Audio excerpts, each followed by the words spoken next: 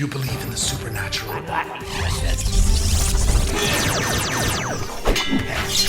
Download the Legacy Edition of Spirit Blade, a full cast audio drama, for free for a limited time at spiritblade.com. Alright, well, my editing skills are crap, but can the same thing be said about Midnight Special? Stick around and find out.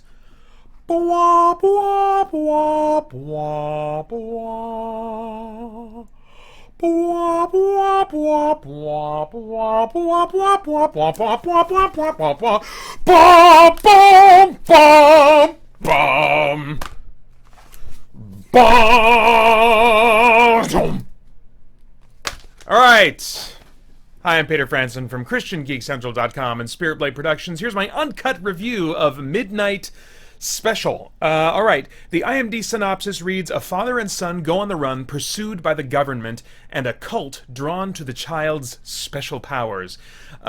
Between that and the trailer, which I would recommend you check out because I think it does give you a sense of whether or not this movie is going to be for you or not, I don't want to say much, if anything, more about the plot if I can help it. This is a movie that's meant to be figured out as you watch. It's largely a quiet sci-fi drama, but with, for me, low-level tension throughout that never really lets go, and then somewhat frequent and surprising incidents that are shocking and intense, and just catch you off guard, catch the characters off guard, The movie spoon feeds almost no exposition, and it depends, I think, on the viewer to piece things together. So don't sit near someone who, needs to ask questions and, what is that? What did he mean? What did he say? I don't understand. What's going on? Are they going to do this? You don't want to sit by that person, and if you're that person, you're probably not going to enjoy this movie, would be my guess. So, someone that likes to ask a lot of questions or have things explained to them, their head's going to be spinning the whole time. It's probably a movie that's going to be more powerful for parents. That would be my guess. The boy in the story is 8 years old, and my oldest, I have two boys, and my oldest is 8 years old.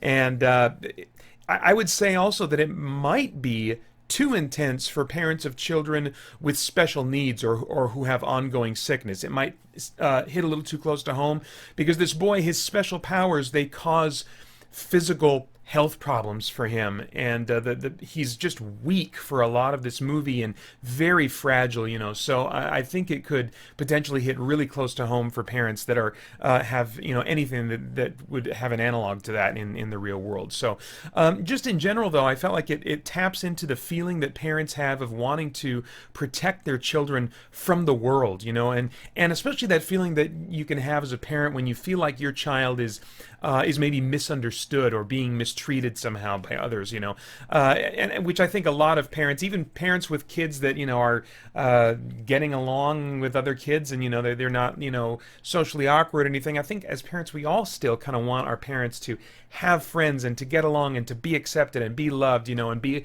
understood by those around them, So I think it taps into those feelings quite a bit. And then it also taps into the feeling that parents can have while they're protecting their child from the world of being surprised at what this child is actually capable of, But of course it does all of that with a sci-fi skin on top of it.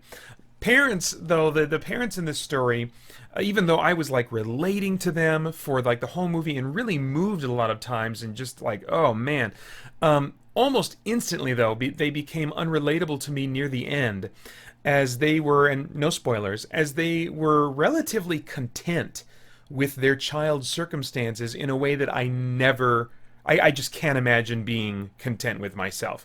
It felt like a sci-fi type of ending that I've seen often before, and it felt like they were kind of trading believable character responses from the parents for a sort of a Spielbergian moment that I've already seen, and that and that made more sense when Spielberg did it. And in this story, I was just left with what?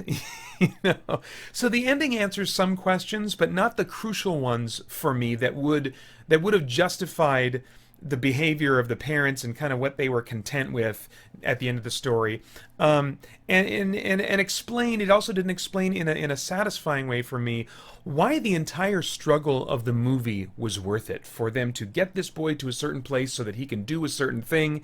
I wanted to feel like that was worth it. It was worth all that at the end, and I felt like, if anything, there was something significant lost for the protagonists at the end of the movie. So, it was really engaging for me for almost the entire time, and then in like the last 10 minutes, it just kind of went off the rails for me, you know.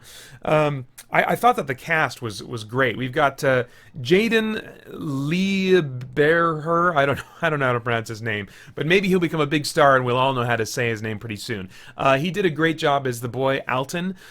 He was not asked to do anything that was really intense as far as acting goes, but he was still very engaging for me, you know, as I watched him. Michael Shannon, who you would maybe recognize as Zod from Man of Steel, plays Alton's father, and he was a strong character, but he also clearly loved his boy, and so I could certainly relate to that. And he just had some powerful and moving moments in his performance that was really enjoyable. Joel Edgerton is kind of a new rising favorite of mine. I know him most from the prequel / remake, whatever you want to call it, of The Thing, and he was great in that. He tends to play these kind of fairly stoic characters, but that have a heart to them, and they're kind of like everyman type characters. I think he's starting to become maybe my new Kurt Russell. I'm not sure, but I really enjoy him and everything that I see him in. And then Kirsten Dunst plays the boy's mother, and she does a great job in a role that is kind of, as far as the ones I've seen, I haven't been following her really as a performer, you know, but she was Mary Jane in the original Spider-Man trilogy, and you know, she's kind of been this young romantic lead, or young beautiful, you know, kind of lead type of character, and kind of been in that role. And in this one, you know, there's not effort made to make her look attractive. You know, she's just a grounded mother character, and so it's neat to see her kind of moving into this, I guess, more mature type of female role, and it was a great performance. The stunts and visuals, they're, you know, it's not the best effects in the world. I'm under the impression this is a little bit of a smaller movie, despite the cast being really recognizable names and faces. But I thought that they were still really solid. They always surprised me at how big they were. You know, there's definitely some spectacle in this movie. They very wisely, I think, hide a lot of that in the trailer. You see very little of the spectacle that shows up in this movie from the trailer, and I think that was really wise of them. It's a nice blend, oftentimes, of practical and CG effects that apply the strengths of both.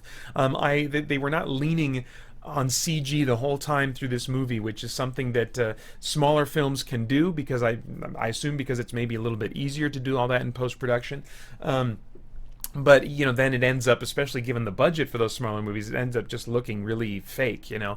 And like I said, the CG and the visual effects were not the best, but they were often coupled with practical effects and things that that really gave validity to those CG things, even though they look, you know, kind of like CG. So I really appreciated that blend, and how the both types of effects were played to their strengths, and they also supported each other, and how they were kind of combined and overlapped each other. So that was neat. Now, is there anything of moral, philosophical, you know, or spiritual relevance in this movie that might trigger worthwhile thought or conversation while you're watching it, or after you're done with it? Well, it's really hard to say, you know, what most people would get out of this. I'll just share kind of what came to mind as I watched it, and after I watched it. You know, there's this cult that thinks this kid is a messiah. And it's obvious nearly from the get-go, I don't think this is a spoiler, that something else is going on. You know, he's not some kind of a, you know, he's not Jesus reincarnated or anything, you know, really of that kind of a spiritual nature. He's actually something else. And that reminds me of the numerous alternatives that people are willing to consider regarding Jesus. You know, just a few that came to mind was, one, Jesus is not God, he's just a good teacher, although not everything he taught was good, and so it's better for us to just pick from his teachings what works for us, you know, and just go with that, and just kind of ignore the rest.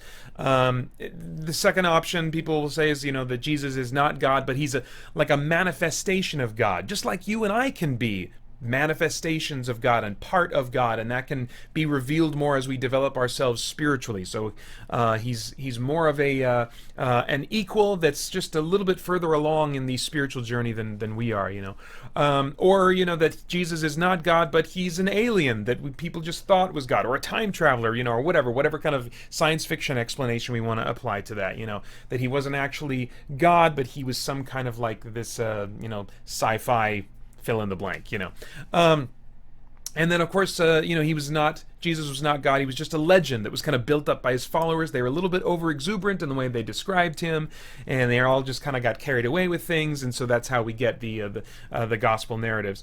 Apart from all four of those alternatives having massive logical holes, what I notice is that all of those things have in common their removal of our need to submit to Jesus. That he is kind of demoted in a sense, so that he's good, he's great, but it is not required of us to submit to him. And that's kind of like that main commonality that I see. Some people, if you look at those four views, they do like to keep spirituality or even miracles in their non-biblical view of Jesus. But one thing common to all the alternatives that I can think of for Jesus and who he is and was on earth is that they reduce or remove our need to submit to him in this life. And that really lines up with how the Bible treats the subject of faith. Faith in Jesus is absolutely logical. But most times, whether or not we truly believe what he claimed about himself is an issue of submission rather than one of science or logic, And I'm not just speaking about people, that whether you're in the I believe in Jesus camp or I do not believe that Jesus was God or anyone significant camp. I'm talking about just, as well as people who have said, I believe that Jesus is God and that he died to pay for my sins. But there are still some things that he will command, or that elsewhere in Scripture will be commanded. And we're like, we're a little bit more willing to call that into question and like, let's see if I can dig around and come up with an explanation to get me out of obeying this, or obeying what Jesus is calling me to, That's when kind of our skepticism can kind of get dialed up a little bit, is when it becomes an issue of submission. So that's kind of one of the thoughts. I don't think that's the theme of this movie. I don't think that's what's being presented here. It's just what sprang to mind as I thought about how they were presenting this. Oh, he's not a savior, he's not a Messiah, he's something else. There's this other explanation. And so it just brought kind of how people approach and think about Jesus and what he commands of us to mind. So if I were a time traveler, since I have no idea what your tastes in movies are, I would travel back in time to yesterday's Pater, and I would say, hey, this is worth checking out. It's emotionally involving, and it's intense, but you're not going to get all the answers you want, and the ending is going to disappoint you. And if I were to travel back further in time to before I had kids, I would trade emotionally involving for interesting. It's interesting and intense at times, but I do think that there's potential for you not to be as emotionally involved if you're not a parent. This one's rated PG-13 for some violence and action. All right, those are my thoughts. I'd love to get yours in the comments below, especially if you saw this movie. I'm curious, what you thought of it, if you enjoyed it, what you thought of the ending. Although maybe put a spoiler warning for your comment if you're going to be too specific. And then I hope you'll join us, boom, at christiangeekcentral.com as we continue to geek out and seek the truth. The future, a world where the quest for truth has ended. Do you believe in the supernatural, Mr. Vandarius? I'm not surprise. The Shader will bring hell to Earth for thousands of years. Shock Division, kill them all! The trilogy is complete. Spirit Blade, a full cast audio drama. For a limited time, download the Legacy Edition of Spirit Blade for free at spiritblade.com.